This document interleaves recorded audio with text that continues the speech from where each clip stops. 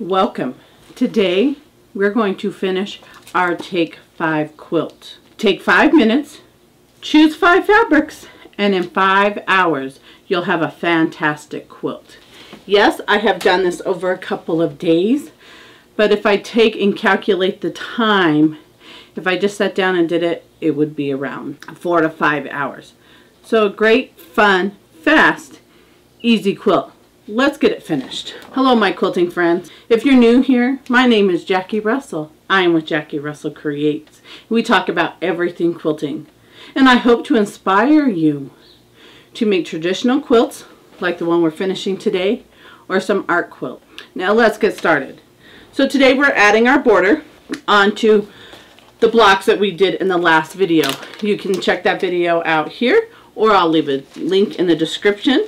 If you want to see the whole video from start to finish, it will also be linked down in the description. You can also check out the playlist of Take 5 and all of the videos will be there. So for our borders today, we needed to cut 2 different borders. We have an inner border, which I'm using just a plain cream looking color, and then an outer border, which I'm using a yellow daisy type fabric. I've already cut them and I've sewn them together. Now I'm differing from what the pattern says.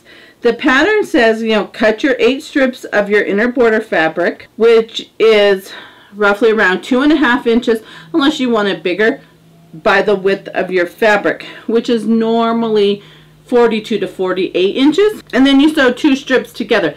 That's the same. You do that for the way I am doing it here.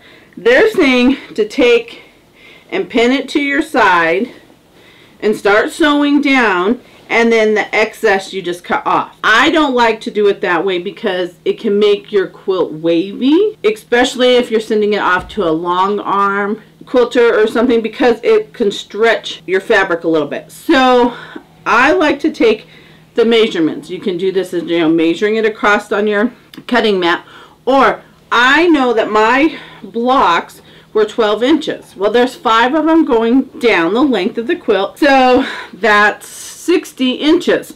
I know I have to cut my fabric 60.5 inches to go down the length of the quilt. Now to go the top and the bottom, it's 48 across, but now we've added 2 inches on each side.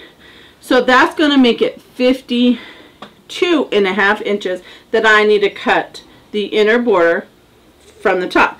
So I did that and I have them pieced together, ready to go.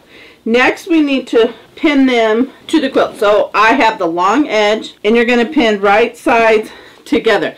I make sure to have the seam of the border facing up. I do double check that. There's many times I've thought I've had the right sides together and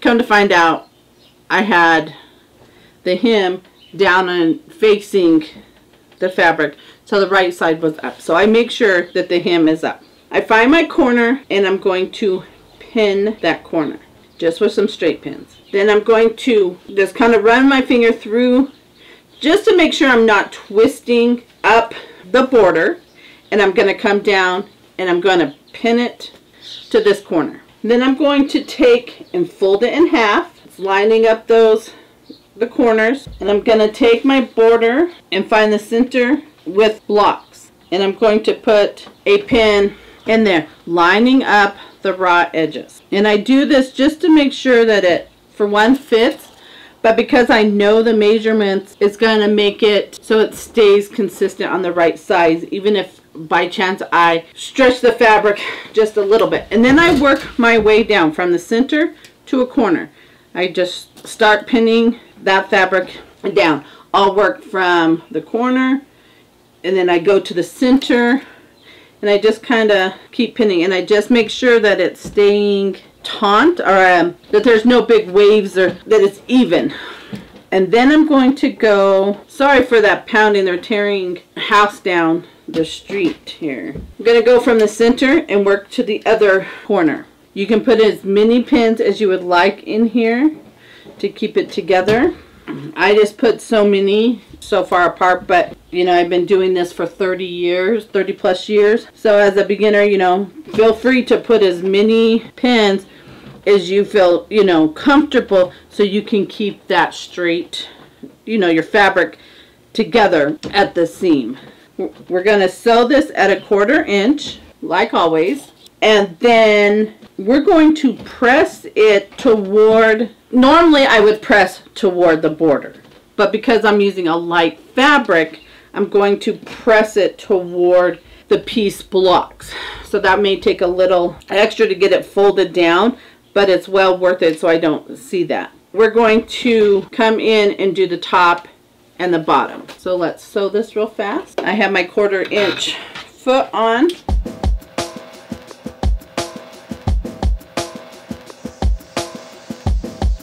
So I ironed them open and have it so that the seam is pressed toward the colored. Now we're going to add the top and the bottom, and we're going to do it the exact same way. I already have my pieces cut and ready to go. Forgot to trim. So when you sew your pieces together, I always leave a little extra. I sew them about, I would say about a 1/2 inch to a 5/8, and then I trim back. That's what I was doing there. So I'm going to do the same thing. Right sides together. I'm going to start at one end.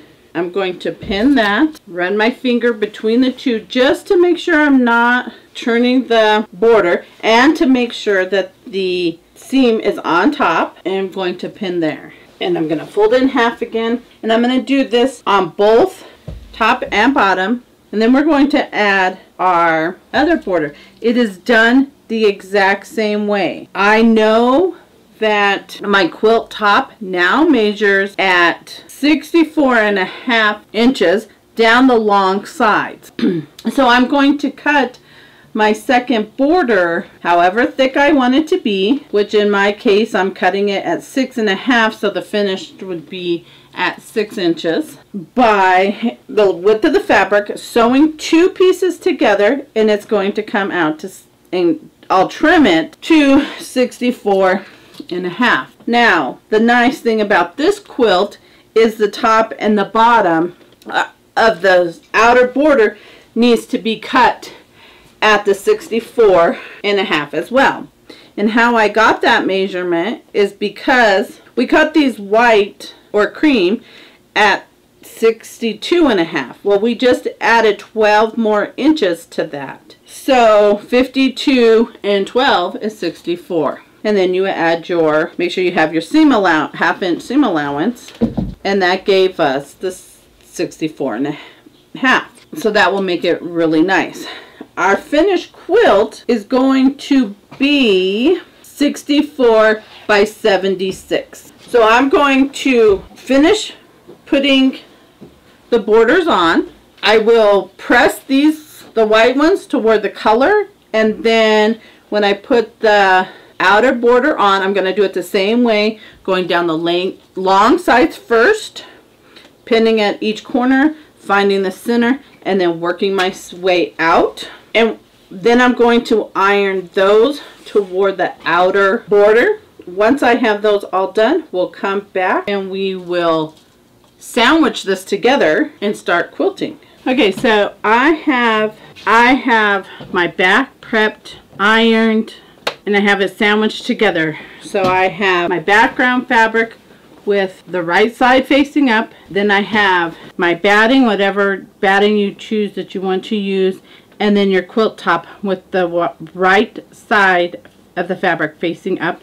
I sandwich mine on my bed. That's where I have a big enough space. I had knee surgery on both my knees, so it's kind of hard for me to get down on the floor and be on my knees, but that is an option, is taping it to your hardwood floor or tile floor, and then, you know, doing your sandwich and then pinning it or basting it. You can do stitching, where you just take your needle and do some long stitches every so often throughout the quilt just to baste your sandwich together. I like to use safety pins or basting pins, and then you can also do it on a table. I know my table is a little smaller, so I like to do it on small tables. I can tape it down to the table, and then sandwich it together to make sure it's tight, and then pin it that way. I do that with the smaller projects, not my big quilt.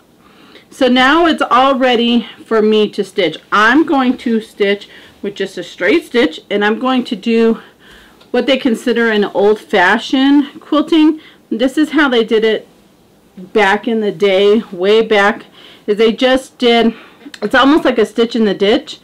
You're just going to go right up next to your hem or your seam on each side. So I have the 1/4 inch foot on my sewing machine, so I'm going to take that and put the edge of it right up against the seam and go around, and then I'll do it on the other side. You want to start as close into the middle as you can of your project and then work your way out. So I roll it up on both sides. Now I should have waited to roll this up so I can get it under my machine, but we'll just wiggle it so I can get it up in there. And we're going to start right here on this little square. I'm lining up my needle near the edge, but not all the way. Putting my presser foot down. I'm going to stitch a little bit back stitch just to anchor that stitch down. And just like 1 or 2 stitches, and then keep going.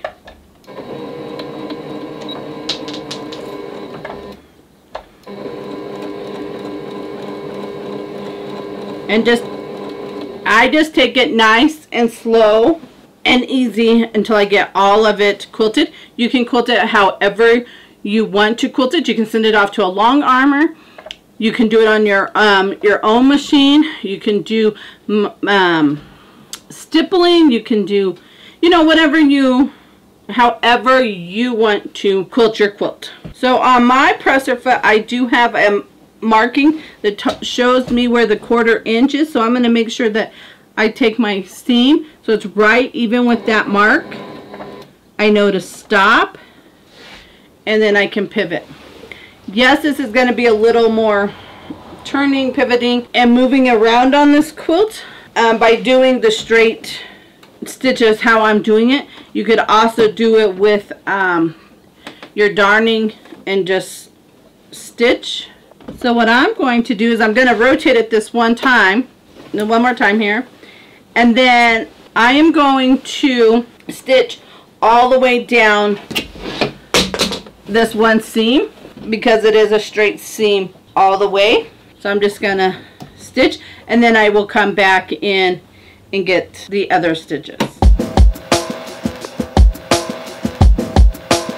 So I'm going to not come into my outer borders yet because I don't know how I want to stitch them, if I want to just do the same quilting as the rest of it, or if I wanted to do some like flowers out here.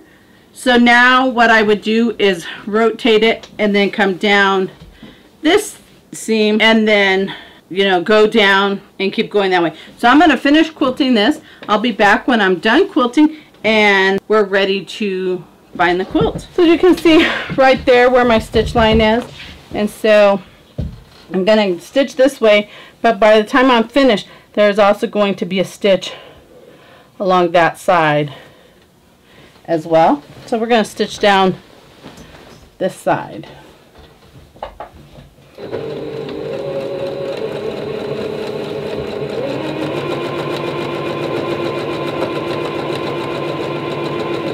So here it is, all quilted. You can see where I just quilted along the edge of each block, and then I quilted around the borders, and I have trimmed off the edge, the excess. What I like to do is just lay it flat and use some regular scissors. You can use a rotary cutter or whatnot, whatever you're comfortable with. I have my binding strip all cut out, and I'm using the same fabric as my outer border, so it just kind of flows onto the back. Now let's pin this border, or I'm sorry, let's pin this binding, and let's finish this quilt up. So like always, I'm going to start at the bottom of the quilt, and I'm going to start in the center or close to the center as I can. We're going to take our binding strip, we're going to fold it in half, we're going to line up those raw edges against with the quilt, and then I'm using Wonder Clips to attach it all together. We're going to go just to the corner, we're going to stop, but I'm going to fold down my corner for when I get to the end. It will be a smooth transition. It won't be as bulky as if you were to leave it flat. So we're just going to pin that. On my binding, I'm using kind of a scrappy binding. So I just took all the cut-offs from this border, and that's what I'm using for my binding. So I just did a straight, I didn't do the 45 to attach them. So I like to press them open to give it a little flatter transition, or not as much bulk once you sew it all together here. So when you get down to the corner, we're going to do that miter corner, and that is doing 45 angle. So let me pin this, and then I'll sew it and show you how to do the corner here. Okay, so we made it down to the corner. I stitched 1/4 inch from the end, and then I cut my thread.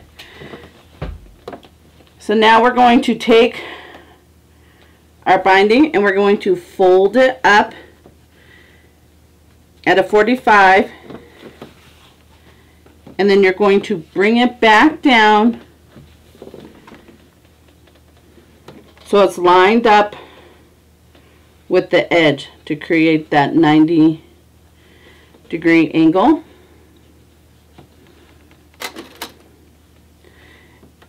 And then we're going to clip it. Then you're going to pin all the way down this edge down to the next corner, and then you're going to do the exact same thing all the way around, and you're going to start about a 1/4 inch from the corner and just sew down. And so I'm going to finish putting the binding on,